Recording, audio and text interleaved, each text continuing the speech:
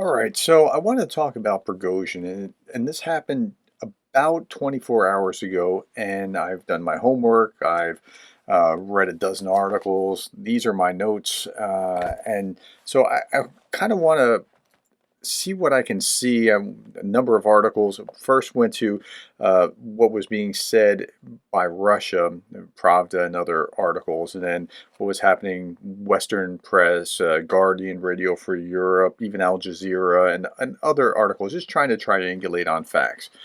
Okay, so what we think here's what the long and short of what we know. Prigozhin, it appears, was in a plane that crashed. Why did it crash? Well, we heard explosions before, witnesses heard explosions before it crashed. There was in Radio for Europe a U.S. Official source somewhere, I don't know exactly who it was that was the official source, said that they think there was surface to air missiles that shot it down. Okay, so that paints a very different picture than some kind of engine failure, and nobody's really surprised that Prigozhin was killed if he was killed. Now, I've heard people that after my little 3-minute video yesterday said, we don't even know that it was him, or he's just trying to disappear, or something along those lines, or some kind of conspiracy thing. I'm not going to deal with conspiracy theories. I'm going to deal with what is it seems probable from what we understand. Okay, so we know that Prigozhin's plane crashed. Pravda was talking about how it was going from Moscow to St. Petersburg. The plane flipped in the air before crashing, which is kind of interesting, and eyewitnesses said that they heard two explosions before the crash. That was carried in Pravda, and I thought, well, that's really interesting that Pravda's being so forthcoming with the facts. Okay, The Guardian, Prigozhin was on borrowed time. We knew that he was on borrowed time. And really, how could he not be on borrowed time? If you're Putin, you can't look weak. So in the same way that a Democratic president can't look detached from the people, an authoritarian can't look weak. So you had the uprising back in June, July, somewhere along those lines, that killed 15 Russian servicemen, downed a couple of helicopters. So it was a huge challenge to Putin, as much as Prigozhin framed it as it was not. Now, I know some of you have said, well, do you still believe that Prigozhin was doing Putin's bidding?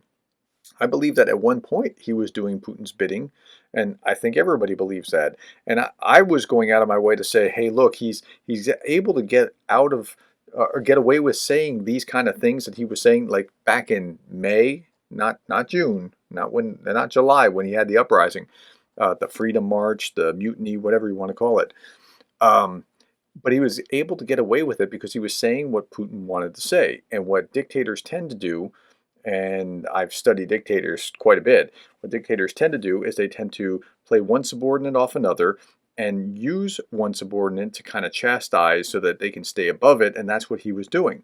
And so as long as he was saying what the boss wanted him to say, he was okay. But once he got out of his lane and started getting a little bit too big for his britches, he became a problem, and he's no longer a problem for Putin, or at least not directly.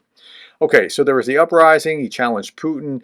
Putin called him a traitor at the time. Remember, Putin promised to liquidate traitors. Like he said that, but then they cut a deal, which seemed weird. And Lukashenko brought him to Belarus, and then they were kind of okay. Everything was fine with each other. Wagner, including Prigozhin, met with Putin only 5 days after the uprising, and they didn't like get everything sorted out there. He met with Putin. He moved around freely. He was at the African summit. And then it just seemed like, well, where is he? We don't know. Most recently, he released a video in Africa, and I'm going to come back to that, or what we think was in Africa, or what they wanted us to think was in Africa. Um, but Putin sent a message, and I'm going to come back to that at the very end. By doing what he did, he sent a very clear, crisp message to all of his oligarchs, and we'll talk about that in just a moment. So there was that was much of what I just talked about was from one Guardian article. There was another article in Radio for Europe talking about Prigozhin was on the passenger list. We do know that. Now, there's not a confirmation that it was his body found yet. They said the bodies were too hard to confirm or something along those lines. But Prigozhin, it appears, was on board. The Gray Zone, which is a website, or actually it's I think a Telegram channel linked to Wagner, declared that he was dead. Now, of course, if he wanted to disappear, conspiracy theory wise, like, of course they would say that. But I mean, I doubt that the Gray Zone would be saying that for light or frivolous reasons. Joe Biden also said that he wasn't surprised. Like, nobody's surprised by this. Like, that Putin is such an evil person that he's willing to do what he did. And I don't mind that he did to such an evil person. Like, Putin, it'd be interesting if Putin got charged. I was just playing with this in my mind. If Putin got charged, like if this was the charge that brought Putin down by killing somebody as evil as that, but he's got plenty of other charges. Interestingly, this is right now, he's attending the South African conference. Putin is virtually giving an address yesterday because he can't travel, which means that he knows that he can't travel, which means that he knows that that legitimate warrant from The Hague is something that they would have to cash in on.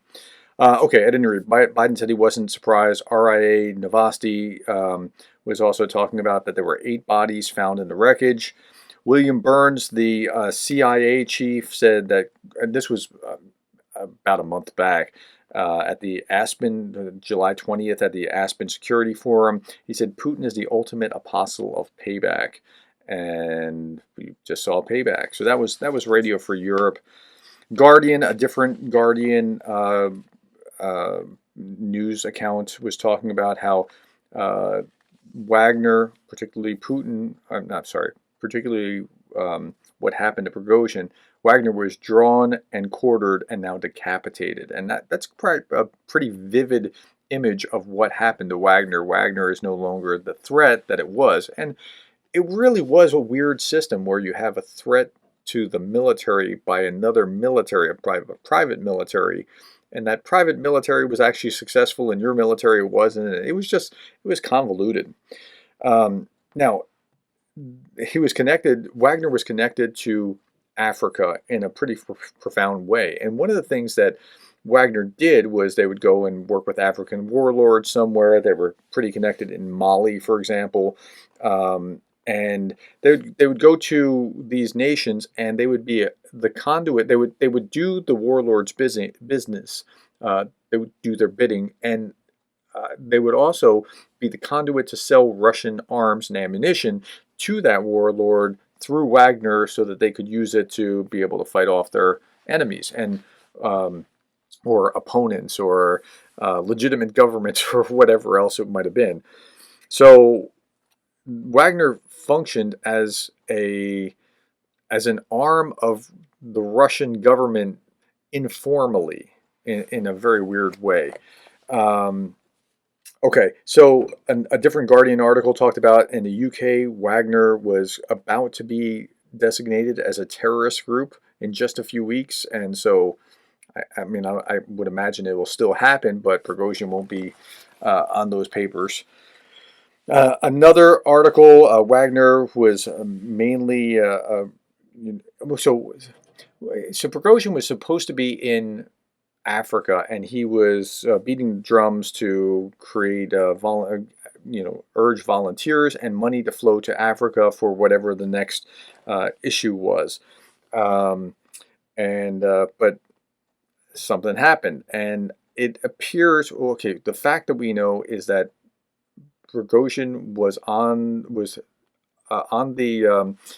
manifest of the plane that went down. We think that he went down.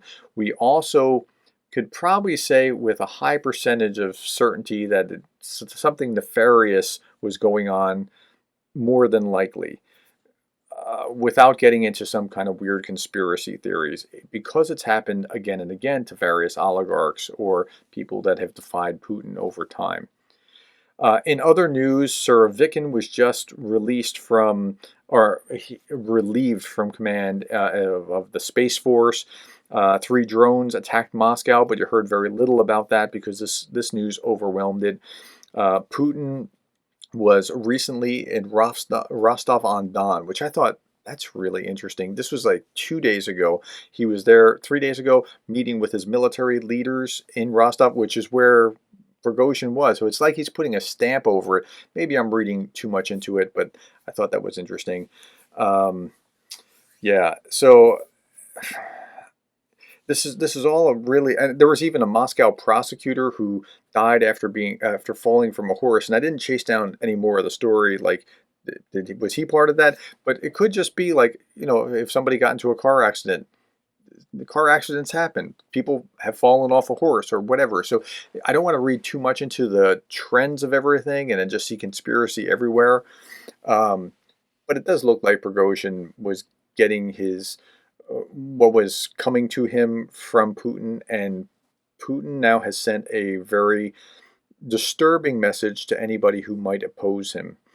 Um, so that's really interesting. We're also set between, I think, the Molotov-Ribbentrop Pact. If I recall correctly, I thought I saw something 2 days ago. Like this was the whatever anniversary of the signing of that just a day or two ago, and today is or not Kiev's, but Ukraine's Independence Day, and just the setting of all these things happening at the same time. But um, my my one of my daughters said to me yesterday, they're sad about this, and I said, well, about hearing, because they heard in the news that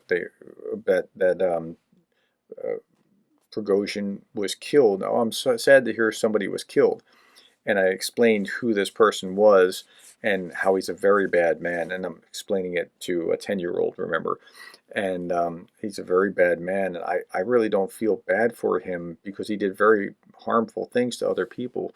And she's like, yeah, I guess I'm sad that anybody is killed, but I'm not sad because if it was like a serial killer, it's better for that person to be stopped than to be able to harm other people. And I guess, in a very childlike way, she really nailed it of what was going on. Um, it's any loss of human life is bad, but to prevent greater loss by seeing him go, I'm not really going to be mourning for Prigozhin. Um, okay, that's my thoughts. I know that this wasn't terribly eloquent, but I tried to really just put together a lot of across various newspapers, a lot of the facts of what we know. I think the one thing that I didn't say so far was that one account talked about how Putin waited so long because it allowed him to gather other time to find other people who might have been put, in the mutiny, other people who might have been involved. So Surovikin being relieved, I think he knew something was going on as well. Whether he had a lot to do with it or very little, I don't know exactly, but he seems to have had some kind of insider knowledge when this was kicking off. Okay, that's it. Thank you for your time. Thank you for the likes, shares, subscribes. When you share this kind of video, it helps not Facebook, YouTube tremendously, and then other people get to see what's going on and get more context. And I want to thank you. If you've ever shared any of my videos, thank you for that. Thank you for the likes, shares, subscribes, and thank you most of all for being the kind of person that cares about Ukraine. I'll be back tomorrow, and I hope you will be too.